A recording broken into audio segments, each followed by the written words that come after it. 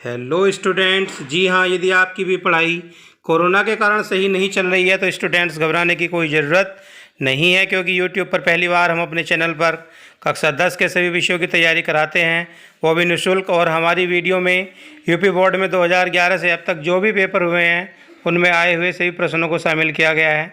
तो वीडियो करते हैं स्टार्ट। आज बायोलॉजी का लेसन नंबर 1 पोषण हम पढ़ने वाले हैं। पोषण मीन्स न्यूट्रिशन। तो ये क्वेश्चन नंबर जो 1 है, इसका हेडिंग वो है जैव प्रक्रम।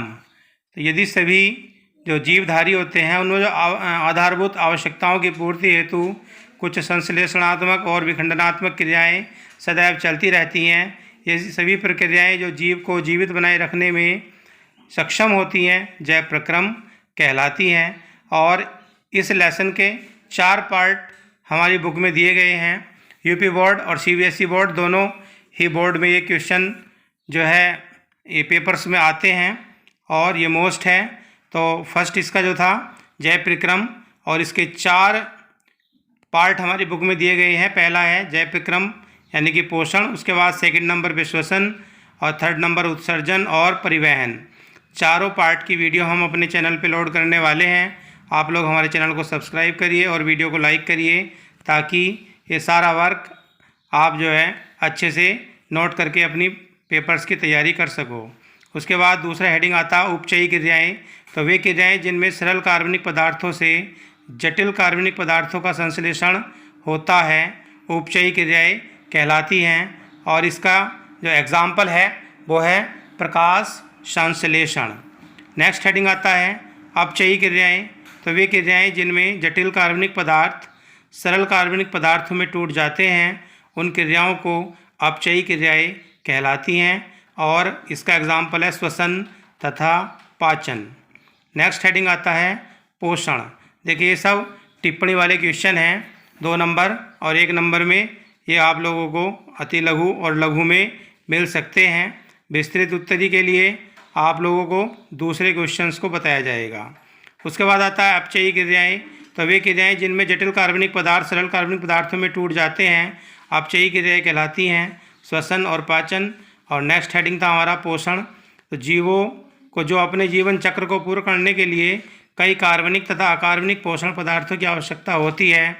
पोषण पदार्थ भोजन पदार्थों में पाए जाने वाले रासायनिक पदार्थ होते हैं जिनकी उचित मात्रा शरीर को स्वस्थ बनाए रखने के लिए अति आवश्यक है।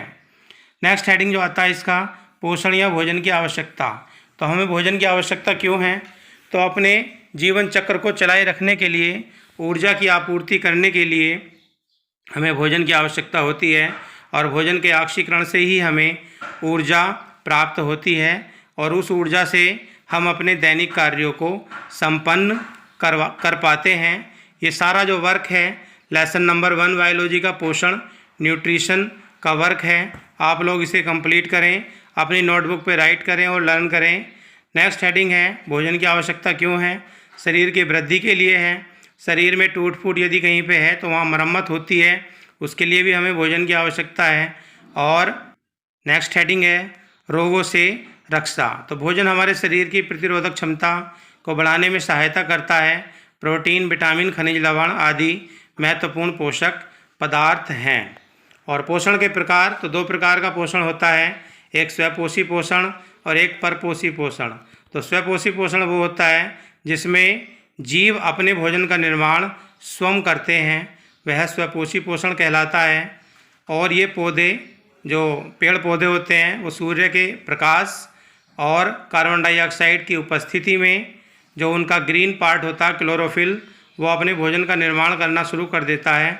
इस प्रकार से पौधे स्वपोषी पोषण की श्रेणी में आते हैं। नेक्स्ट हेडिंग आता है प्रकाश संश्लेषण। ये वेरी मोस्ट हेडिंग है, अब तक बोर्ड्स एग्ज़ाम में कई बार इसे पूछा गया है। तो प्रत्येक हरा पादप सूर्य के प्रकाश की उपस्थिति में जल तथा कार्बन डाइऑक्साइड की सहायता से अपने भोजन का निर्माण करता है, और यह भोजन निर्माण की जो क्रिया है वह प्रकाश संश्लेषण कहलाती है। और ये केवल पौधे के हरे भाग यानी कि पर्णहरिम क्लोरोफिल में ही होता है, और क्लोरोफिल की उपस्थिति में ही होता है। और इसकी जो ये समीकरण आप लोग याद कर लेना। 6CO2 + 12H2O = C6H12O6 + 6H2O + 6O2। ये C6H12O6 ग्लूकोज यानी कि मंड के रूप में बन जाता है और उसे पेड़ पौधे अपने फलों में संचित कर देते हैं। ये सारा वर्क जो मैंने कोचिंग वाले स्टूडेंट्स को लिखाया है वही यूट्यूब पर अपलोड किया गया है। तो आप हमारे चैनल को सब्सक्राइब करें ताकि आप अपनी तैयारी बेस्ट तरीके से कर सकें और बोर्ड एग्ज़ाम में बढ़िया मार्क्स प्राप्त कर सकें। नेक्स्ट जो हेडिंग आता है उसके बाद देखिए, आप लोग इस वर्क को अपनी कॉपी में नोट कर लें और इसे लर्न करें।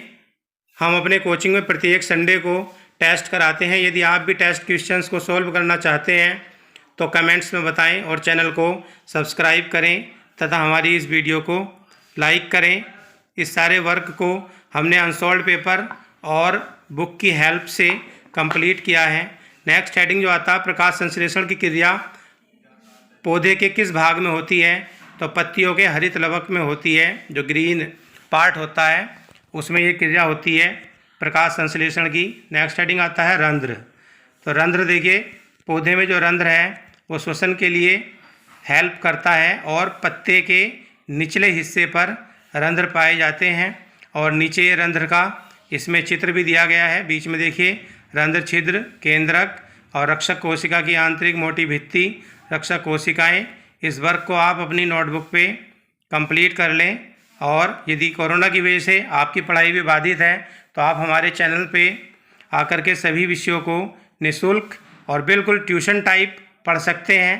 पूरा वर्क आप लोगों को ऑफलाइन कोचिंग का मैं यूट्यूब पर अपलोड करता रहता हूं। आप लोग वहां से उसे नोट करके और लर्न कर सकते हैं। हरित लवक नेक्स्ट हेडिंग था। ये हरे रंग के होते हैं तथा पत्ती की कोशिकाओं में तथा पौधों के अन्य भागों की कोशिकाओं में पाए जाते हैं। केंद्रक को छोड़कर ये सबसे बड़े कोशिकांग होते हैं। इनके बाहरी भाग द्विस्तरीय झिल्ली से घिरा होता है तथा इनकी गुहा में एक द्रव भरा होता है जिसे स्ट्रोमा कहते हैं। हरित लवक पौधों में प्रकाश संश्लेषण का केंद्र है। इसके स्ट्रोमा अंधकार अभिक्रिया तथा ग्रेना में प्रकाश अभिक्रिया एवं कार्बोहाइड्रेट्स का निर्माण होता है। ये लेसन बायोलॉजी का फर्स्ट है जिसका नेम है पोषण और इंग्लिश में बोलते हैं इसे न्यूट्रिशन। प्रकाश या हिल अभिक्रिया, ये प्रश्न बोर्ड एग्ज़ाम में आया हुआ है और मोस्ट क्वेश्चन है। इसे आप लोग नोट करें और याद करें। प्रकाश संश्लेषण की क्रिया विधि का अध्ययन सर्वप्रथम रॉबर्ट हिल नामक वैज्ञानिक ने किया था, इसीलिए इसे हिल अभिक्रिया भी कहा जाता है। और प्रकाश संश्लेषण की क्रिया हरित लवकों के ग्रेना में पर्णहरिम की सहायता से प्रकाश की उपस्थिति में संपन्न होती है। ये सारा वर्क वेरी मोस्ट है, आप लोग इसे लर्न करें और कोचिंग वाले स्टूडेंट्स को जो लिखाया गया है वही मैंने यूट्यूब पे अपलोड किया है। इस वर्क को आप लोग अपनी कॉपी पे नोट करके अपनी तैयारी को बेस्ट तरीके से करें और बोर्ड एग्ज़ाम में अच्छे अंक प्राप्त करें। थैंक्स।